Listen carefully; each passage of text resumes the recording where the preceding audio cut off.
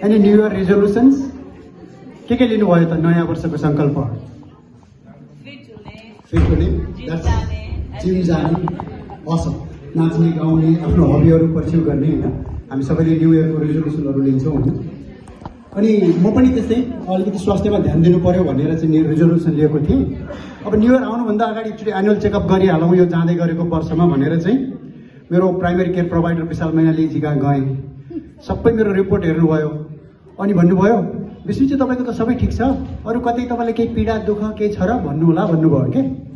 अनि मैले अरू त केही छैन डाक्टर साहब, आफ्नो एउटा थोत्रो कार छ, पार्किङ लटमा जान्छु कोही पोर्स लिएर आउँछन्, कोही तपाईँको टेस्ला लिएर आउँछन्, यहाँ दुख्छ भने तपाईँको त्यो चाहिँ तपाईँको खल्तीको घाउ हो। अब म जस्तो मेडिकल डक्टर भए भए समस्या हुँदैन थियो, पिएचडी डक्टरको त त्यस्तै हो भन्नुभयो होइन। अब तर हेर्नुहोस् यो खल्तीको घाउ त केही छैन, तपाईँले अरू कुरा पनि गरेर कमाउन सक्नुहुन्छ। तर यो खल्तीको घाउले यदि तपाईँलाई डिप्रेस बनायो अथवा एन्जाइटी भयो भने, त्यो मानसिक पीडा भयो भने चाहिँ समस्या हुनसक्छ। तपाईँ एकचोटि हाम्रो डाक्टर श्रीधर पौडेलजीलाई पनि भेट्नुहोस् न त, म रिफर गरिदिन्छु भनेर चाहिँ उहाँले सिटी स्क्यान साइड जानु होला भन्नु पऱ्यो। त्यसपछि म गएँ डाक्टर श्रीधरजी कहाँ सिटी स्क्यान लिएर होइन। अनि भने के छ त समस्या विष्णुजी भन्नुभयो। डाक्टर साहब अरू त केही छैन, यो खल्तीको घाउ नै नभलिने भयो भने। यसो हर्बल ट्राई गरेको, रुखमा पैसा फल्छ भनेको खालि देउबाको घर मात्रै फल्ने रहेछ रुखमा पैसा। त्यसपछि मैले यसो हर्बल मनी प्लान्ट लगाएर हेरेको, पात हेर्छु मनी पाउँदैन रहेछ मनी प्लान्टमा। अब के गर्ने होला, अब अलिकति पैसा कमाउनु पऱ्यो, यो खल्तीको घाउ भल्याउनु पऱ्यो भनेर चाहिँ मैले यो बजारका सेल्फ हेल्प बुकहरू पढ्न थालेँ भनेर। थिङ्क एन्ड ग्रो रिच भनेर, नेपोलियन हिलको होइन, थिङ्क एन्ड ग्रो रिच भन्ने। अनि तपाईँले पनि भर्खर यो कदम भन्ने किताब निकाल्नु भएको छ, त्यसमा केही यसो करोडपति बन्ने कदमहरूको बारेमा के भन्नुभएको छ कि यसो होइन भनेर चाहिँ भनेर सोधेँ। अनि विशेष त्यो त एउटा अन्टरप्रेनरसिप त हो तर हेल्थको लागि हो भन्नुभयो होइन। श्रीधरजी मलाई एउटा आइडिया चाहिँ आएको छ। अब करोडपति एउटाले भन्छ नि, you're only one idea away from being a millionaire भन्छ नि त होइन। तपाईँ करोडपति बन्नबाट एउटा मात्रै आइडिया टाढा हुनुहुन्छ। मलाई पनि एउटा आइडिया आयो, मेरो श्रीमतीको नाम करोड राखिदिन्छु, त्यसपछि त करोडपति भइयो भनेर चाहिँ यसो भने। श्रीधरजी यसो हेरेर भन्नुहुन्छ Vishnuji you have a case of humour developing in your brain. Thank God it's humour not tumour होइन। अनि ह्युमर अब तपाईँको यो कमेडीलाई कमर्सियलाइज कसरी गर्ने त अब मलाई थाहा छैन। हाम्रो यो हेल्थ फाउन्डेसन नेपालको एनुअल डिनर हुन्छ, त्यहाँ हिमालयन करी हाउसले खाना दिन्छ, एक छाक खाना चाहिँ एक तपाईँलाई फ्री भयो, आएर पर्फर्म गर्नु होला भन्नुभयो होइन। अनि त्यसपछि विष्णुजी हेर्नुहोस् त्यो खल्तीको घाउ त भलिएला, पैसा त जीवनमा कमाइएला, तर त्योभन्दा सबैभन्दा ठुलो धन भनेको मानसिक शान्ति हो, मानसिक स्वास्थ्य हो। त्यसमा ध्यान दिनुहोस्, तपाईँ आफ्नो हबीहरू डेभलप गर्नुहोस्, पैसा त कमाइहालिन्छ, अलिकति एडभोकेसीतिर लाग्नुहोस्, अलिकति हबीहरू डेभलप गाउनुहोस् नाच्नुहोस् भन्नुभयो कि। अनि मैले यसो सोचेँ अब एडभोकेसी पनि गर्ने गाउने पनि त को छ त भन्दाखेरि अब रुक्मिणी कार्की दिदी गइहाल्नु होइन। म अब एडभोकेट पनि अब गाउनु पनि एकदम तगडा। अनि त्यसपछि अब कार्की दिन्छन् फेरि आज नेपालमा होस् कि अनि कार्की दिदी कहाँ पुगेँ। अनि गएको त तल आँगनबाटै सुनियो, दिदी त पुरा रियाज गरेर बसिरहनु भएको छ। म आगो सहन्छु पुरा होइन, त्यो हो नि त एडभोकेसी भनेको। म आगो सहन्छु अन्याय सहन्न, यस्तो एडभोकेसी गर्नुपर्छ भनेर दिदी कहाँ गयो होइन। दिदी मलाई पनि अलिकति एडभोकेसी गर्न सिकाइदिनु न, अलिक पैसा पनि कमाउनु छ भने होइन। अनि के भन्नुहुन्छ, हेर भाइ यो कार्कीले चाहिँ अमेरिकामा चाहिँ कार मात्रै खोल्ने हो ढोका होइन, कार्कीको चाहिँ एडभोकेसी गरेर चाहिँ नेपालमा छ हेर, सर्वोच्चदेखि सिंहदरबारसम्मको ढोका खोलिरहेको छ कार्कीहरूले नेपालमा भन्नुभयो होइन। अब तिमी यहाँ एडभोकेसी गरेर केही छैन, बरु यहाँ चाहिँ आर्टिस्ट बन, तिमी अलिकति गाउन सिक, त्यसको चाहिँ अलिकति मोनिटाइज गर्न सकिन्छ, युट्युब सिट्युबतिर हाल्यो भनेर भन्नुभयो। अनि अब युट्युबमा हालेर मोनिटाइज गर्ने भनेपछि मलाई ठ्याक्क चाहिँ हाम्रो सुशीला दिदीको याद आयो होइन।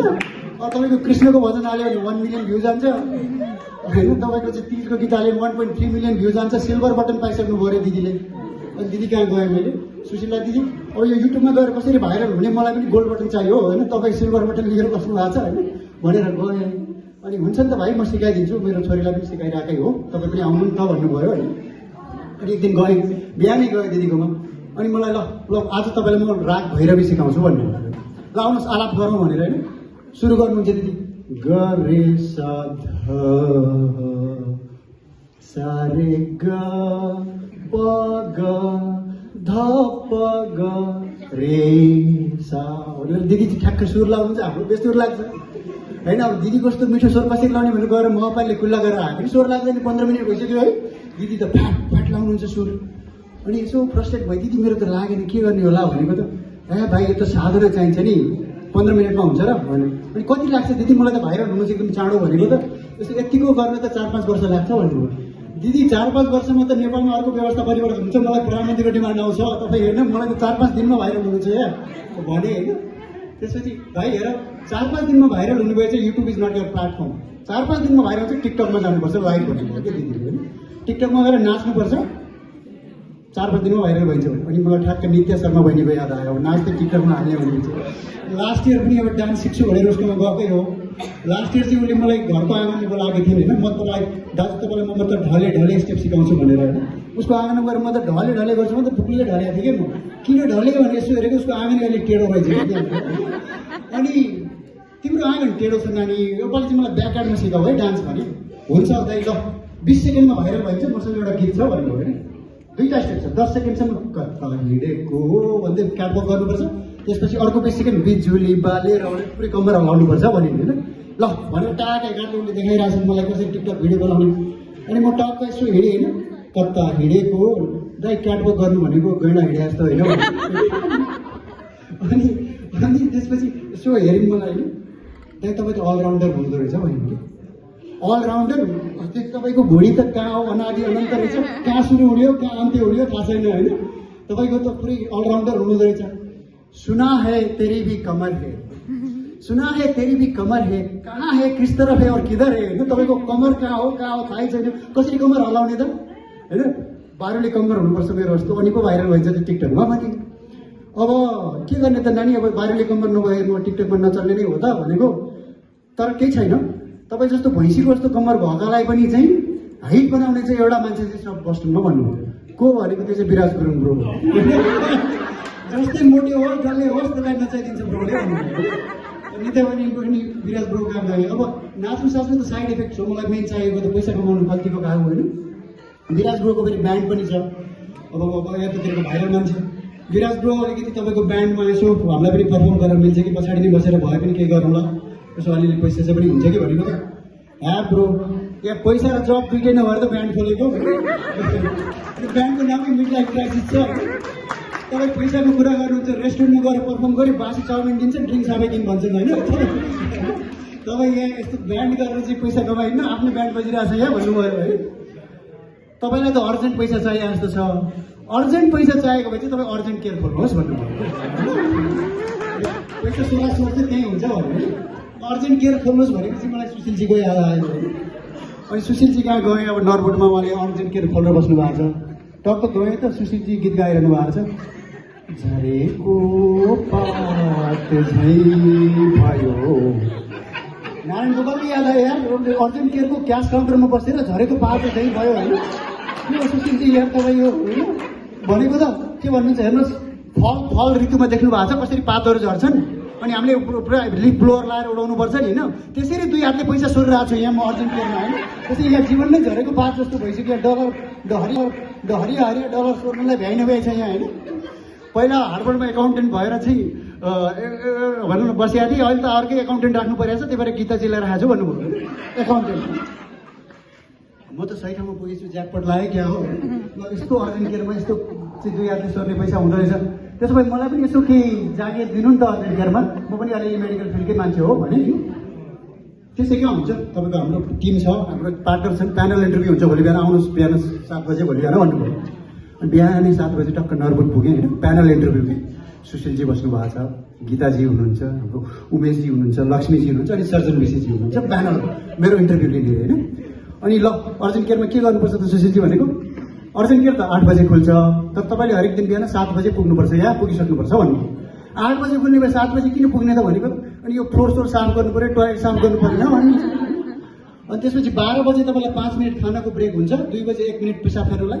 त्यसपछि हाम्रो 7 बजे बन्द हुन्छ, 8 बजेसम्म तपाईँले बाँकी यो सबै औषधिहरू ठिक ठाउँमा राखेर यो ग्लोभ बक्सहरू सबै मिलाएर अनि जानु होला। अर्जेन्ट केयर भनेको अर्जेन्ट होइन, यो केयर हो होइन, यहाँ चाहिँ केयरमा फोकस गर्नु होला, तपाईँको व्यक्तिगत कुरा छैन भन्नुभयो। ओहो यस्तो धेरै मेहनत गर्नुपर्ने रहेछ भने त पैसा पनि त टन्नै होला नि त। अनि के छ त पेमेन्टको के छ त भनेको, तपाईँ जस्ता सिकारुलाई हामीले तिर्ने त अनुभवमै हो होइन, you will gain in experience तपाईँको। सुरुमा तपाईँले हेर्नु, अब मैले अर्जुन खेलेको 2-3 वर्ष भइसक्यो। अब मेरो पार्टनर उमेशजी हेर्नुहोस्, अहिलेसम्म 1 सुको दिएको छैन मलाई मैले, उहाँले पनि अनुभवै गेन गरेर हो भन्नु। अब त्यो अनुभवले के गर्ने सुशीलजी, मलाई पैसा चाहिएको छ भनेको त होइन। अनुभव भएपछि त तिमीले भोलि आफै गएर अर्जुन केयर खेल्न सक्छौ। तिमीलाई मैले माछा दिनुभन्दा पनि माछा मार्न सिकाउँदैछु, त्यो बुझ्नुहोस् न। अन्टरप्रेनरसिप भनेको त्यो हो। तपाईँको चाहिँ होइन अर्जुन केयर आफै खोल्न सक्नुहुन्छ भन्नुभयो। अरे सुशीलजी, म लोवेलमा छु, तपाईँ नरबुटसम्म तपाईँहरूले अर्जुन केयर खोलिसक्नुभयो, हरेक गल्लीमा एउटा अर्जुन केयर छ।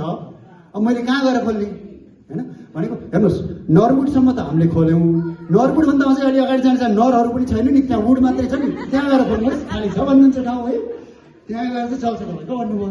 अब यसो सोचेँ, नरबुटभन्दा पनि अगाडि गएर वुड्समा गएर अर्जुन केयर खोल्नलाई त अब इलेक्ट्रिसिटी चाहियो होइन, तपाईँको एउटा घर बनाउनु पऱ्यो।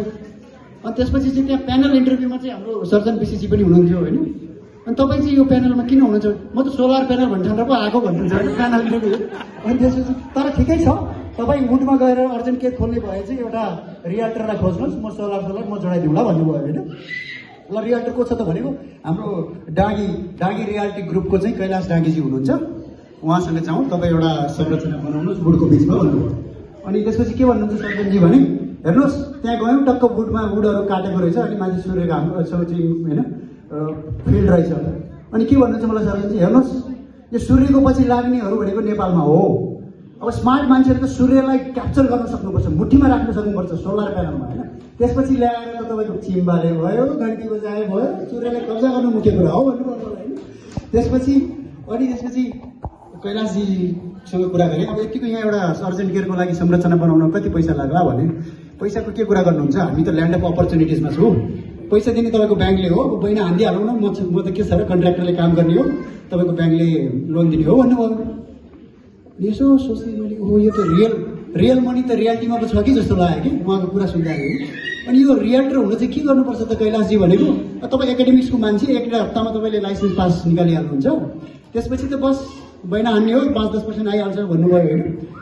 त्यो त हो, तर समस्या के छ त भने घर किन्ने मान्छे चाहिँ खोज्नुपर्छ भन्नुभयो। अब मैले घर किन्ने मान्छे कहाँ खोजौँ भनेको, तपाईँ डेरामा बस्नुहुन्छ होइन त, ल तपाईँबाटै सुरु गरौँ न त, एउटा बहिना हानिहाल्नु भन्ने चाहिँ मलाई।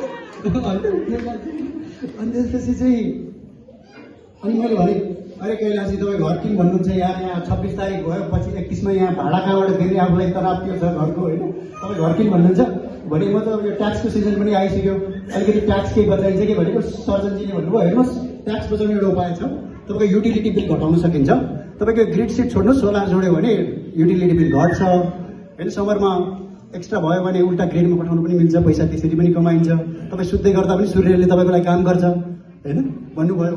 अनि त्यसपछि यो क्लिन इनर्जी भएको हुनाले अलिकति ट्याक्स ब्रेक पनि हुन्छ भन्नुभयो क्या। अब ट्याक्स सिजन आएको छ, अलिकति ट्याक्स ब्रेक कोसँग कुरा गर्ने होला भने यसो याद आयो मलाई हाम्रो पुष्कर रेवानीजी होइन, अब ट्याक्सको अब कम्युनिटी चाहिँ अब ट्याक्स एक्सपर्ट पनि होइन, तर फेरि सन्त मान्छे।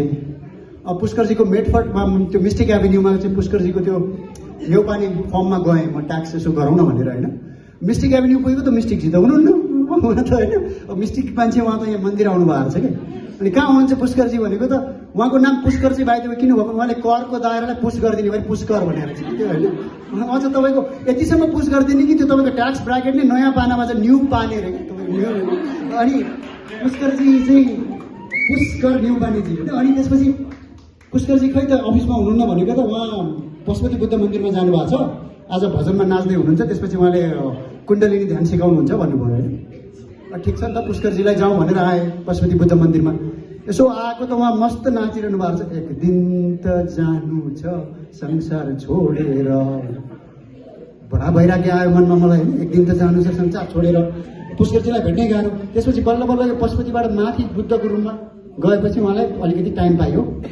अनि पुष्करजी, म त हजुरको अलिकति यो ट्याक्स बचाइन्छ कि मेरो अलिकति 401k अनि सेभिङ एकाउन्ट्सहरूको यसो सुझाव पाऊँ भनेर आएको भने मलाई लामो सास लिनुभयो पुष्करजीले होइन। हेर्नुहोस् यो आय व्यय जीवन मृत्यु यो श्वास प्रश्वास भनेका क्षणभङ्गुर कुराहरू हुन्। यी आज छ भोलि छैन। तपाईँको खातामा कति सेभिङ छ कति 401k छ भन्ने कुरा म्याटर गर्दैन। जुन दिन तपाईँ जानुहुन्छ उहाँ तपाईँको प्रारब्धको खातामा सत्कर्मको खाता खोल्नुभयो र त्यो कुरा मुख्य जरुरी छ भन्नुभयो। तपाईँ पैसाको चिन्ता नगर्नुहोस्। यो सृष्टिमा हेर्नुहोस्, चराचुरुङ्गीहरू, जनावरहरू कसरी भोलिको लागि सञ्चित गर्छ? भगवान्ले उनीहरूलाई खोल्नु भएको छैन त भन्नुभयो कि होइन? उहाँबाट मलाई पनि एकदम मनमा लाग्यो कि, अनि म पनि भोलिको चिन्ता गर्दिनँ, मलाई भोलिको चिन्ता छैन। त्यति सेभिङ त छ मसँग, तनाव त पर्सिको पो छ त यहाँ। महिना गर्न लाग्यो, भाडा कहाँबाट तिर्ने, क्रेडिट कार्ड म्याक्स आउट हुन लाग्यो, ग्रोसरी कसरी किन्ने होइन। अनि त्यसपछि उहाँले के भन्नुभयो भने, हेर्नुहोस् यी सांसारिक धनले केही हुनेवाला छैन। आखिर जाने बेलामा तपाईँ यहाँबाट परमा जाँदाखेरि उहाँ पनि सोध्नेछन् तपाईँलाई, वहाँ पनि यहीँकै झै भोक लाग्नेछ भाइ, शिव शिव पछि खाने के छ तिम्रो कमाई। तिम्रो प्रारब्धको कर्ममा के सत्कर्म गर्यौ त तिमीले, त्यो पो म्याटर गर्छ त होइन भन्नुभयो उहाँले। अनि मलाई ईशावास्य उपनिषदको पहिलो श्लोकै भन्नुभयो, ईशावास्य इदं सर्वं यत्किञ्च जगतां जगत् तेन त्यक्तेन वञ्चितः मा घृतः कश्चित् धनम्। अर्थात् यो ईश्वर, यो सृष्टिले ईश्वर सबैतिर हुनुहुन्छ, त्यसैले तिमी यो लोभ नगर, आखिर सबै उनकै धन हो। त्याग गरेर, तेन त्यक्तेन वञ्चितः, त्याग गरेर भोग गर, त्यो नै संसारको सिक्रेट हो। त्यसैले चाहिँ तिम्रो प्रारब्धको सत्कर्मको खाता खोलिन्छ। सबैभन्दा धनी त्यो हो जसका सबैभन्दा कम इच्छाहरू छन् भन्नुभयो उहाँले होइन। दाजुभाइ दिदीबहिनीहरू, आखिर एक दिन त हामी सबैले जानु छ, त्यसैले जानुभन्दा अगाडि प्रारब्धको खाता खोलौँ। आज हेर्नुहोस्, हेल्थ फाउन्डेसन नेपालले जुन मानसिक रोग सम्बन्धी जुन एउटा कार्यक्रमहरू चलाएको छ, त्यो भनेको नदखिने घाउ हो नि त। अरू पीडामा बसेको मान्छेलाई पर्ख पर्ख जाऊ समाऊ मानिसहरूको